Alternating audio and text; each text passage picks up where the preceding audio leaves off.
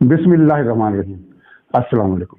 नाज़रीन, नई अस्करी क़यादत के आने के बाद से कुछ क़यास-रइयाँ की जा रही हैं कि फ़ौज के अंदर कुछ तब्दीलियाँ भी होंगी निचली सतह पर भी। निचली सतह से मुराद ये है कि बिल्कुल टॉप ब्रास के बाद जो क़यादत आती होगी तो होती तो वो भी अव्वल दर्जे की है, तो उसमें कुछ तब्दीलियाँ होंगी माजी के सियासी किरदार के हवाले से। और दूसरा ये कि इमरान खान ने और पीटीआई ने एक फरमाइश फौज से की है और वो बड़ी अजीब फरमाइश है इन हालात में, और उसका क्या जवाब मिला, और फिर इन्होंने एक फरमाइश हुकूमत से की है, उसका भी क्या जवाब मिला, ये चीज़ें आएंगी। और तीसरा पॉइंट नुक्ता ये है कि पिंडी के बारे में अर्ज़ किया था कि जब इमरान खान का जुलूस जलसा जो भी है पिंडी पहुंचेगा तो मामला जो पुलिस का होगा तो पुलिस किसके कंट्रोल में होगी। वो आपने देख लिया कि पुलिस किसके कंट्रोल में है, इमरान खान के कंट्रोल में तो नहीं है। और बज़ाहिर वो परवेज़ इलाही के कंट्रोल में है, लेकिन परवेज़ इलाही को किसकी हदायत आई है जिस पर वो अमल कर रहे हैं।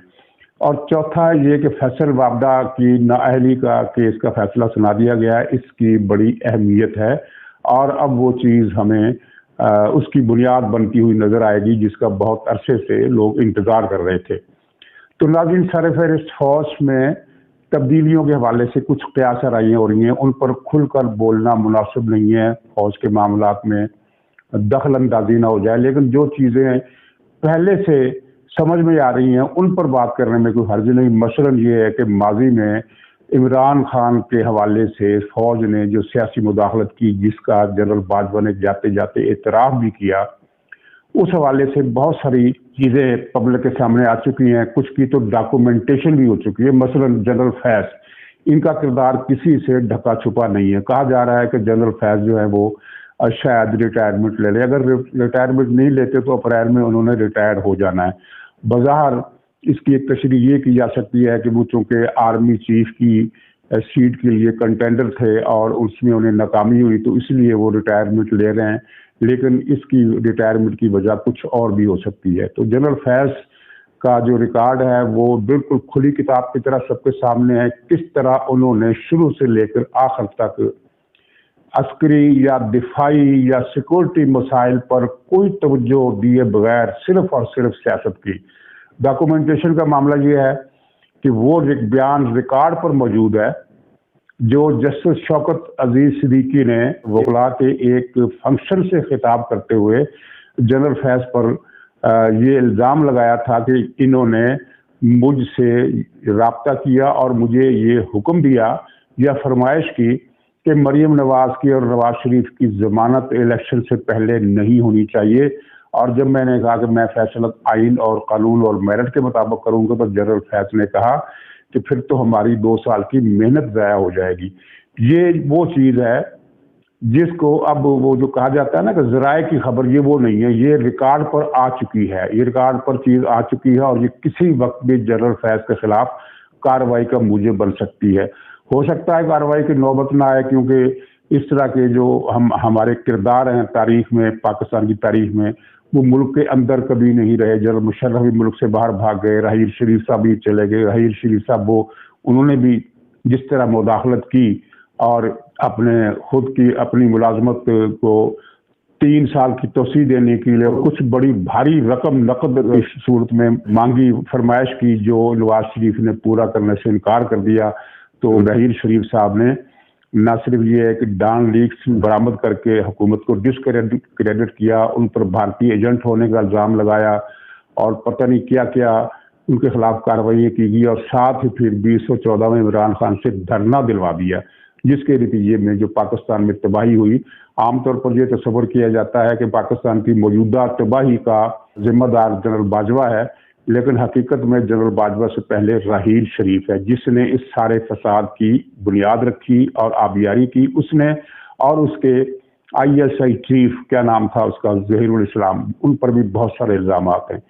तो ये जनरल फैज़ अकेला तो नहीं है, इसके साथ कुछ और लोग भी हैं। वो लोग भी हैं जिन्होंने ये कहा था कि हम दुश्मन को शिकस्त देंगे, इलेक्शन के दिन कहा था, और इलेक्शन के नतीजे जब आए तो वो तो इज़्ज़ो मंतशा व ज़िल्लो मंतशा का वो ट्वीट किया और फिर एक खिलाफ आइन कार्रवाई करते हुए पूरे मीडिया को पाबंद किया کہ وہ 6 مہینے تک، کم سے کم 6 مہینے تک عمران خان پر کوئی بھی تنقید نہ کرے، اس کی مخالفت نہ کرے، اس کی کسی غلط کام پر بھی انگلی نہ اٹھائے، صرف تعریفیں کرے۔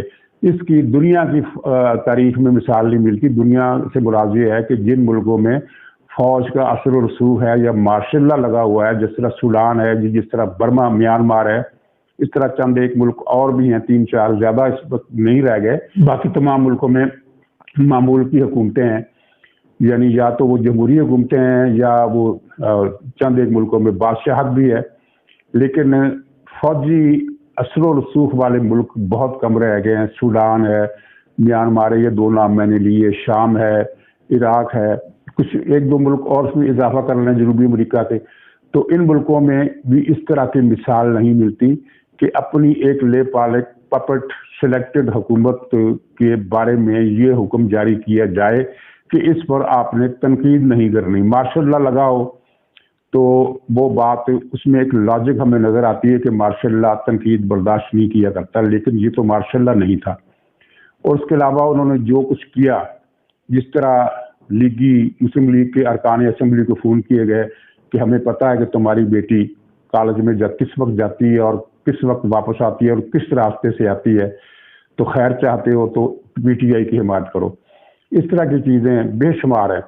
تو یہ جو جسٹس شوکت عزیز صدیقی والا معاملہ، یہ بہت ہی زیادہ سنگین ہے، کیونکہ اس کی ڈاکومنٹیشن، اور پھر ایک اور ڈاکومنٹیشن جنرل فیض ہی کے حوالے سے، جو قاضی فائز عیسیٰ نے دھرنا کیس کے بارے میں جو فیصلہ دیا تھا، اس فیصلے میں جو کچھ لکھا گیا ہے وہ بھی جنرل فیض کے لیے بہت مشکلات کا باعث بن سکتا ہے آنے والے برسوں میں۔ تو یہ چیزیں چل رہی ہیں، اور اس کے علاوہ اب ظاہر ہے کہ پچھلی جو ساری یہ روداد ہے پچھلے 4-5 برسوں کی، جو ان کے ذمہ دار ہیں ان کو ان کی جگہ پر نہیں رہنے دیا جائے گا، اس طرح کا امکان یا امید قیاس آرائیوں کی شکل میں کی جا رہی ہے۔ اور وہ کتنے لوگ ہیں، بہت زیادہ نہیں ہیں۔ اور میں آپ کو یہاں ضمنی طور پر یہ بھی بتا دوں کہ جنرل باجوہ نے یہ اعلان کیا تھا کہ فوج آئندہ سے سیاست میں حصہ نہیں لے گی، اور فوج غیر سیاسی ہو چکی ہے، اور فوج کی سیاست جو تھی، وہ سیاست میں فوج کی مداخلت غیر آئینی تھی، جس سے ملک کو نقصان پہنچا۔ تو یہ جنرل باجوہ صاحب خود نہیں بول رہے تھے، وہ تو سیاسی مداخلت کے حامی تھے، اور اب اگر ان کو توسیع مل جاتی تو وہ تب بھی اس کے حامی رہتے، کیونکہ توسیع لینے کا مطلب اس کے علاوہ اور کچھ نہیں تھا کہ وہ کچھ نہ کچھ اپنی مرضی سے کرنا چاہتے تھے۔ اور آپ کو یاد ہے کہ ان کی سیاست کا ایک حصہ یہ بھی تھا کہ وہ جو خبر آئی تھی سمری کا اعلان ہونے سے 2 دن پہلے، نجم سیٹھی صاحب نے بھی دی تھی اور کچھ اور لوگوں نے بھی دی تھی، کہ سمری ایوان وزیر اعظم ہاؤس میں موصول ہو چکی ہے، جس کی اگلے دن تردید بھی آ گئی تھی، بلکہ ٹی وی پر بھی یہ خبر چلی تھی، اور ٹی وی پر چلنے کے بعد بھی اس کی تردید آ گئی تھی۔ وہ خبر جھوٹی نہیں تھی، سمری آئی تھی، اور اس سمری میں جنرل عاصم منیر صاحب کا نام نہیں تھا۔ چنانچہ پھر حکومت نے تردید کی، اور تردید اس کی اس معنی میں درست تھی کہ حکومت نے اس سمری کو سمری ماننے سے انکار کر دیا۔ چنانچہ اس نے جب یہ کہا کہ سمری موصول نہیں ہوئی تو وہ ٹھیک بات کر رہی تھی۔ تو یہ بھی ان کی ایک سیاست تھی جنرل باجوہ صاحب کی، کہ عاصم منیر صاحب کا نام ہٹا دیا۔ وہ ان کو کسی اور وجہ سے ناپسند کرتے ہوں گے، یا کوئی اور چکر ہوگا، یا کوئی بھی وجہ ہو سکتی ہے، لیکن یہ سیاست نہیں ہے تو اور کیا ہے۔ اصل میں جنرل باجوہ صاحب نے جو کچھ کہا، وہ فوج کی موجودہ جو قیادت ہے، ان کے نیچے جو قیادت تھی، جو اب بالادست قیادت ہے، اس کی بریفنگ کی روشنی میں کہ ہاں اب ہمیں یہ غیر سیاسی ہو جانا چاہیے، انہوں نے پھر باجوہ صاحب کو کنونس کیا کہ ہمیں غیر سیاسی ہو جانا چاہیے۔ اور رپورٹ یہ بھی ہے کہ فوج کو غیر سیاسی کرنے کا جو فیصلہ ہے، یا جو نئی ڈاکٹرائن آئی ہے کہ ہمیں صرف اپنی دفاعی ذمہ داریاں پوری کرنی ہیں، اس کے خالق بھی جنرل عاصم منیر صاحب ہے، جن کو ڈسکریڈٹ کرنے کے لیے یہ ایک پروپیگنڈا مہم بھی چلائے گی کہ یہ کیا میرٹ ہوا کہ چونکہ وہ حافظ قرآن ہے اس لیے ان کو آرمی چیف لگا دو۔ یہ اندازہ کیجیے کہ کتنا بڑا دجل اور فریب ہے، اس کو فریب دہی کہتے ہیں۔ یہ کسی نے نہیں کہا تھا کہ جنرل عاصم صاحب جو حافظ قرآن ہیں اس لیے ان کو آرمی چیف ہونا چاہیے، بلکہ ان کے آرمی چیف ہونے کی بات اس بنیاد پر کی گئی تھی کہ وہ جو مین 6 کنٹینڈر ہیں ان میں ان کا نام سب سے اوپر تھا۔ حافظ قرآن ہونا ان کی ایک اضافی خوبی ہے، جس کا بہت سارے لوگوں نے خیر مقدم کیا ہے۔ مفتی तक़ी उस्मानी ने एक अच्छा बयान दिया है कि पाकिस्तान की अस्करी क़यादत में इस तरह का दीनी ज़हन रखने वाला आदमी आया है, तो ये अच्छी बात है। लेकिन उनको आर्मी चीफ बनाने की वजह उनका दीनी ज़हन नहीं है, उनका हाफ़िज़ कुरान होना भी नहीं है, बल्कि प्योरली मेरिट है। और मेरिट ये था जिसका ऐलान नवाज शरीफ ने पिछले साल ही कर दिया था कि अब हमें माजी की बजाय कि अपना एक पसंदीदा जर्नल चुनकर 6 में से वो चाहे चौथे नंबर पर हो, 5वें नंबर पर हो, तीसरे नंबर पर, उसे ऊपर लाने के बजाय हमें सख्ती से एक असूल बना लेना चाहिए कि मेरिट पर जो सबसे ऊपर हो उसी को हम आर्मी चीफ लगाएंगे। तो उसकी बुनियाद पर ये आसिम मुनीर साहब का ये सारा केस हुकूमत ने दायर किया। जब वो समरी बाजवा साहब ने भेजी तो उसके बाद फिर शहबाज शरीफ ने, जरदारी साहब की बात हुई और उसके बाद शहबाज शरीफ को ताकत का टीका लगा और उन्होंने कैबिनेट का इजलास बुला लिया। और ये एक क्लियर मैसेज बाजवा साहब को चला गया कि कैबिनेट अपने इख्तियार के तहत जनरल आसिम मुनीर को समरी के बगैर ही आर्मी चीफ तैनात कर देगी। और अगर ऐसा हो जाता तो बाजवा साहब की इज्जत का कख न रहता, उनके पल्ले कुछ न रहता। चुनांचे फिर बाजवा साहब को सरेंडर करना पड़ा। तो ये जो नई डॉक्ट्राइन है, एक तो बाजवा के साहब की डॉक्ट्राइन थी, उसने तो हर बड़ी तबाही मचाई, पाकिस्तान को सोमालिया बना दिया, इथियोपिया बना दिया, पता नहीं क्या कुछ नहीं बना दिया। लेकिन ये जो डॉक्ट्राइन है, ये वो डॉक्ट्राइन है जिसके खालिक असल में कायदे आजम रहमतुल्लाह अलैह थे।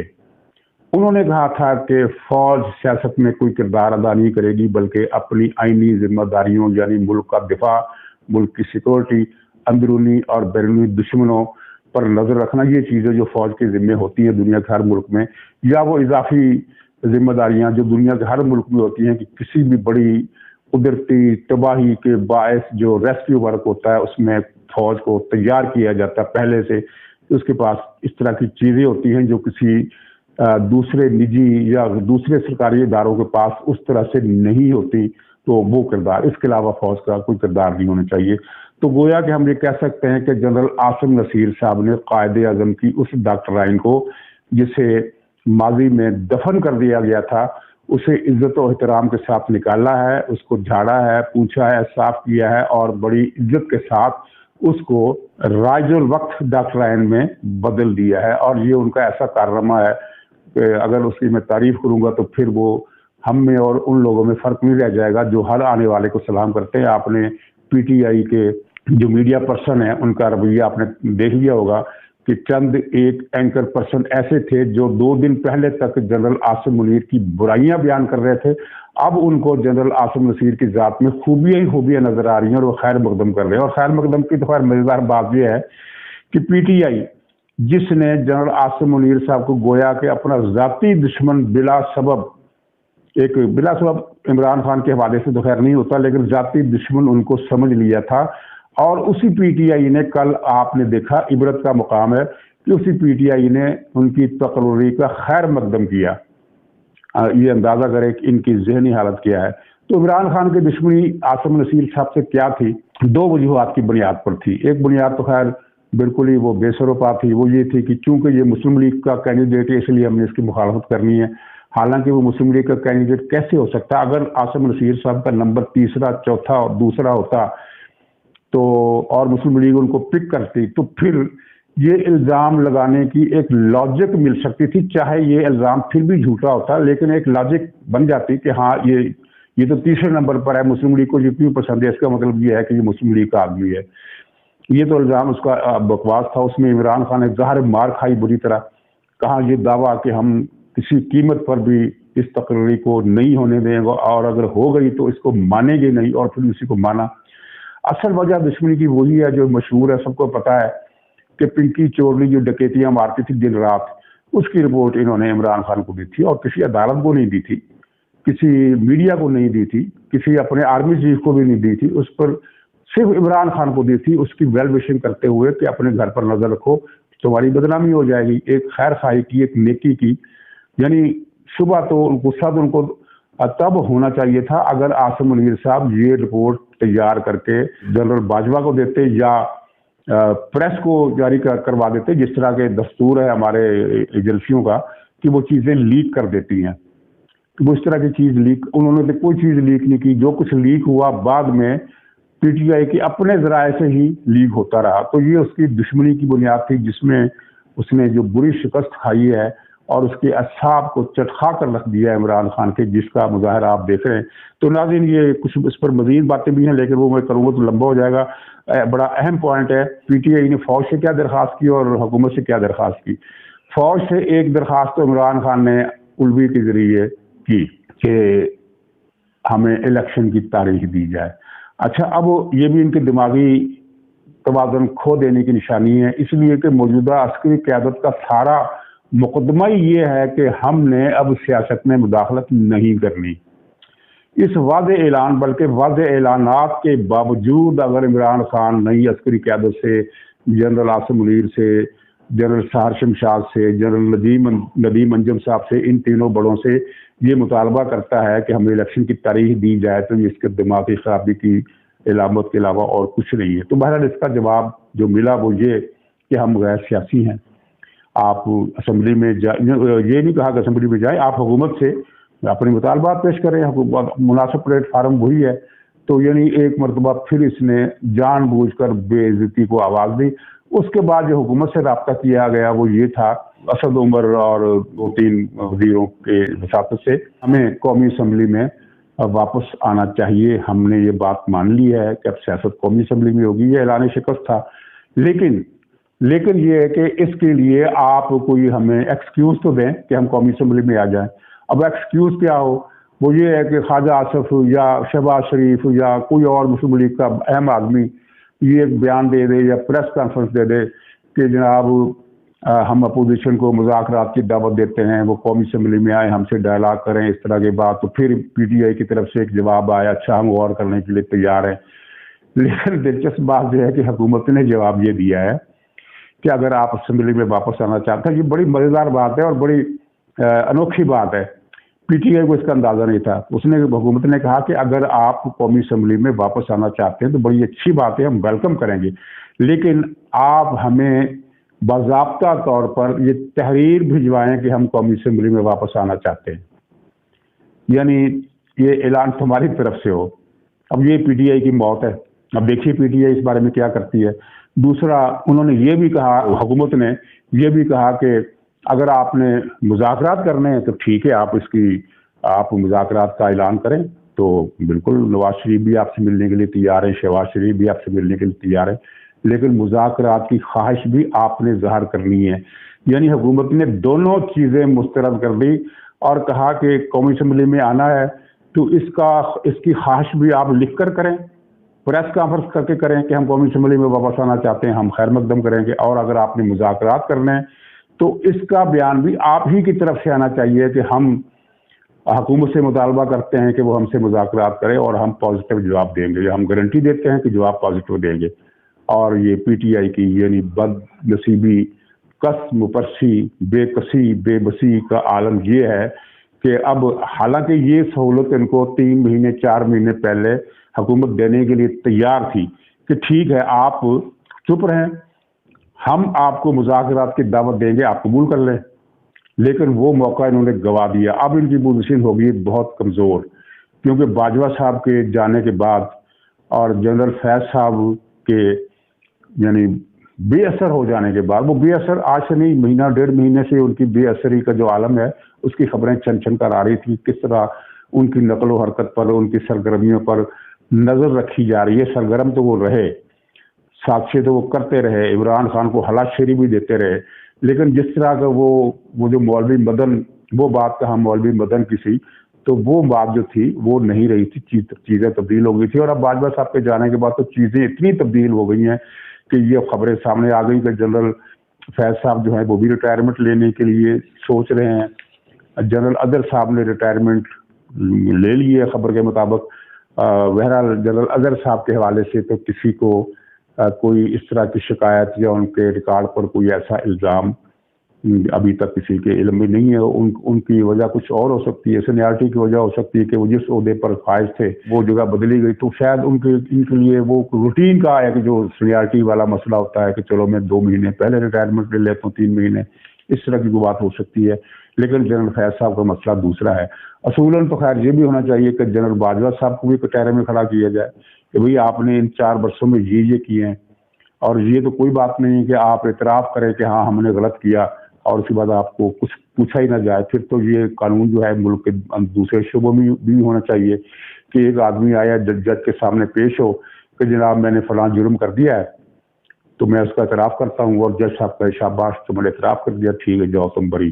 اس طرح ہوتا نہیں ہے دنیا میں تو، لیکن چلیے اس پر ہم زیادہ بات نہیں کرتے آنے والے دنوں میں، لیکن اس پر بہت زیادہ فوکس ہوگا اور بہت زیادہ بات ہوگی۔ اس وقت جنرل باجوہ صاحب اپنی صفائی دینے کے قابل بھی نہیں ہوں گے۔ ہم جیسے لوگ اگر جرت نہیں کریں گے تو کچھ دوسرے لوگ جرت کریں گے اور یہ چیزیں چلیں گی۔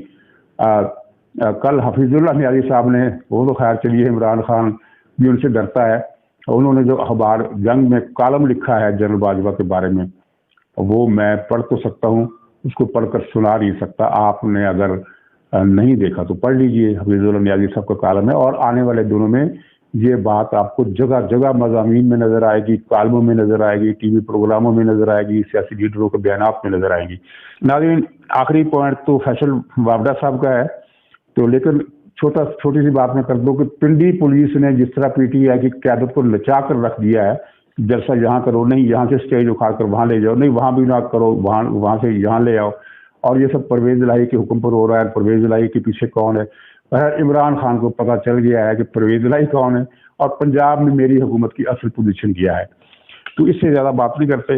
آخر میں یہ ہے کہ فیصل وابڈہ صاحب کا کیس بظاہر تو لگتا ہے کہ سپریم کورٹ نے ایک جانبداری کا مظاہرہ کیا ہے کہ یہ کہا ہے کہ کسی کو نااہل تاحیات نہیں کیا جا سکتا، حالانکہ اسی سپریم کورٹ نے نواز شریف کو تاحیات نااہل کیا تھا۔ اس فیصلے کے اندر کی باریکیوں پر تبصرہ نہیں کرتے، صرف ایک فقرہ کہہ کر میں پروگرام ختم کرتا ہوں، اور فقرہ یہ ہے کہ یہ اس فیصلے نے اس چیز کا رستہ مزید ہموار کر دیا جس کے نتیجے میں نواز شریف کی تاحیات نااہلی ختم ہونی ہے۔ تاحیات نااہلی بھی ختم ہوگی، ان کے خلاف جو کیسز ہیں وہ بھی اپنے منطقی انجام تک پہنچیں گے، اور ان کی پاکستان میں باعزت واپسی کا راستہ جو ہے وہ کھلے گا۔ اور ناظرین، عمران خان سے لے کر پرویز الہی تک، اور شیخ رشید سے لے کر فواد چودھری تک، اور اس طرح کے جتنے گھٹیا سوچ رکھنے والے بد کردار قسم کے جو سیاستدان ہیں، انہوں نے 4 سال تک یہ پروپیگنڈا کیا کہ نواز شریف کی سیاست اب ختم، اور ان کا اب کوئی نام و نشان نہیں رہے گا پاکستان کی سیاست میں، ان کا کوئی کردار نہیں، نہ وہ پاکستان آئیں گے، اور وہ ہمیشہ کے لیے ختم ہو گئے۔ تو آپ نے دیکھا کہ ہمیشہ کے لیے ختم کچھ اور لوگ ہونے والے ہیں، اور یہ قدرت کا نظام ہے، جہاں چاہے وہ جس طریقے سے چاہے کوئی اپنی نشانیاں دکھا دیتی ہے۔ تو ناظرین اجازت دیجیے، انشاءاللہ اگلے پروگرام میں پھر ملاقات ہوگی، تب تک کے لیے خدا حافظ۔